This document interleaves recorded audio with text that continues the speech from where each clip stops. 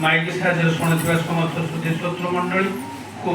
तथा छोट छोट पिला मानकु मु मोर अंतर यथायोग्य स्थान प्रणाम जय गुरु एवं भरोसा ज्ञापन कर। आज आम मानक सत्संग प्रदान कर परम श्रद्धेय गिरीश बाबू तथा सुभाषिनी पारिवारिक व्यक्तिगत जीवन सर्वोपरि राष्ट्रीय जीवन सुखमय हो एठार उपस्थित समस्त से ठाकुर आशीर्वाद झरी पड़ू यह कामना करें। आज से श्री बड़मा जन्म दिवस अवसर में आम मैंने शुणिले आज हूँ 133तम जन्म दिवस बड़मा आविर्भाव दिवस। यही अवसर में आम जन्मदिन को पालन कर जन्मदिन पालन करवा स्मृतिचारण करवा कथा कहवा अनुभव करवा भितर गोटे कथा केवल रही आम निजर चरित्र चरित्रायित करवा यहाँ हूँ सबुठ बड़ कथा। दिने स्वामी विवेकानंद आश्रम बसी कलिकता रामकृष्ण मिशन से बसी आश्रम जड़े भद्र व्यक्ति आसिले स्वामीजी को प्रणाम कले एवं प्रणाम कर सारी स्वामीजी को कहते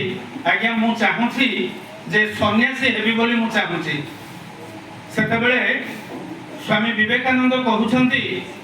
तुम्हें जदि सन्यासी हवाक चाहूच ताले मोर गोटे कथा तुमको मानवा पड़ो। कहले कहतु आज्ञा कहले तुमको चोरी करने पड़ो। ये लोकटा चमक पड़ला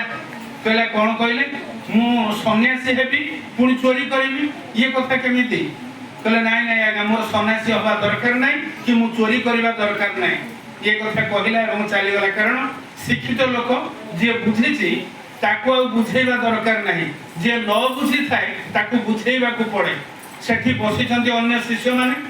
स्वामी विवेकानंद को पचारुंट कहले आपण एमती किमिति ये कथा कहले स्वामीजी जे जड़े आसी सन्यासी व्रत नब आपण तो कहते चोरी करने कहले चोरी कर अर्थटा कौन मु बुझी नहीं से मो भितर एभली प्रकार गोटे चिंताधारा आसूची कौन टा मु चोरी करने दरकार ना चोरी करने अर्थ हूँ जे सन्यासी हवाक हेले जे गुरु जहाँ पाखु तुम्हें दीक्षा ग्रहण कर तांकरी कार्यकलाप चाली चलन आचार चरित्र इत्यादि को चोरी करने हुए ताकू सब निज अंतर रे गोटे नहीं ताकू सब निजर कार्य फुटे तोड़े सेटा ही हूँ चोरी करवा। चोरी अर्थ कौन जगह कहार धन चोरी करने कथा नुहे कहार कौन वस्तु को चोरी करने कथा ये पार्थिव जगतर वस्तु को चोरी करने मु कहूनी केवल चोरी करवा या जे गुरुंकर कथा गुरुंकर चाली चलन आचार व्यवहार आज श्री श्री बड़मांकर जहाँ किसी कार्यकलाप अच्छी ताकू किंतु आमे चोरी करी नबा आम अंतर साइजी करी नबा ताकू निज जीवन में फुटेई तोड़वा यही हूँ सत्संग तार व्यतिरके आ कौन कथा ना एठी कौन शंख धूप दीप ये हूँ गोटे लौकिक आचार किंतु एथिरे कौन कथा किसी हुए ना किंतु गोटे कथा हुए जेते बेले आम भीतर से जिनसटा फुटी उठे सेते बेले ही प्रकृत सब जिनिस साकार हुए सेते बेले ही आम जीवनटा सार्थक ही उठे। सेते बेले श्री श्री बड़मा दिने तांकर जंघरे गोटे बड़ लुणा बाहरी जो लुणाटा 7-8 दिन हो जाए बहुत जोर पाची जाए बड़मा चली पारना ठीक रे डाक्तर आसी ट्रिटमेंट करुँच ठाकुर बसी बड़दा बसी पाखरे डाक्तर ट्रिटमेंट कले एवं डाक्तर ट्रिटमेंट कर सारा पर जिते पटी फटी बांधी देले घाटा को सफा करके कपड़ा गुड़े बांधी दे सारे से ठाकुर कहते बड़ बो डाक्तर बाबू आसी कौन खाली फेरी जी किसी चा जलखियार व्यवस्था करनी जे उठी पारुनी चली पारुनी ताकू ठाकुर कहते तुम्हें चा व्यवस्था कर जलखियार व्यवस्था कर ताहले कथाटा ये हूँ कथा आमको कौ भाव में आमको शिक्षा करने को पड़ो ये चरित्रटा कि भाव में मत बुझा पड़ो जे मु कौ भाव में जदि यही अवस्था मु था मो स्वामी को मु कौन उत्तरटा दे था आ से दिन ठीक रामायण ठीक से कथा घटी जिते लक्ष्मण शक्तिभेद होते हनुमान जाइए जे विशल्यकरणी नहीं आसवाई एवं विशल्यकरणी नहीं आसला बेले से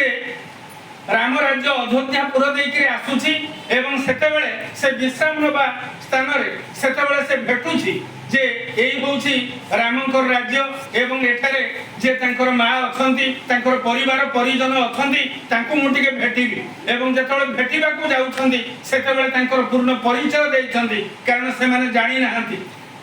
देखिले समस्त बसिछंती एवं तांको गोटिक पर गोटिए समस्त को कहउछंती लक्ष्मणंकर शक्तिभेद होबा कथा कौशल्या कांदुछंती एवं अन्य माने समस्त कांदुछंती सेतिरे दुई जण मात्र हसुछंती तांको देखिकरी से पचारुछंती कहले तुमे कोन पई हसुछ